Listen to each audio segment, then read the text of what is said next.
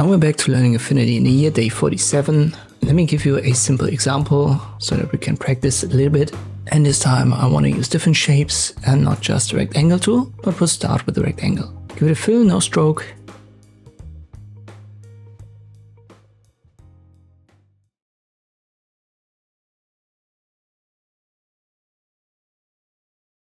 And then resize it a little bit.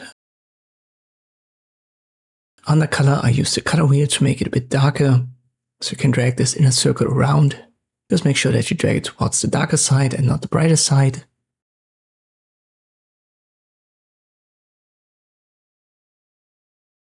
Once we've got that, I want to use the triangle tool. Just left click drag. Let us use a yellowish fill. And this time I rotate it, holding shift 90 degrees like this. I position it right there, and then I drag the anchor points to the corners of the rectangle, and then this corner point to the right hand side. I give it a stroke, we make that white. And maybe I'll go with 7 points, that should be fine. I'll adjust the yellowish color a little bit more, drag it towards orange. Maybe like so. I'll make it a bit brighter. We need another triangle. Make that red. Give it a black stroke. It's important to use the same stroke width. So we've used 7 points for the white.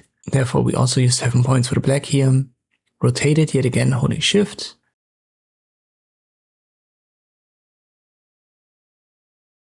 Reposition the 3 corner points. But the center one will just position maybe up to here, around half the size of the flag, something like that.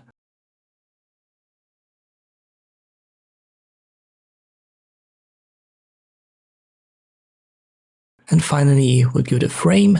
So we use the rectangle again, go to the top left, drag it down to the bottom right, get rid of the fill and stick to a black stroke, 7-point thickness. And that should be a version of the Guyana flag. So if you want to see a different design, just type in flag Guyana into Google and you should find hundreds of examples. It's important to recreate designs in Affinity. That way you're going to learn how to use these tools. So try to recreate that before you continue with the next video in this Affinity playlist. Thank you for watching and I'll see you next time.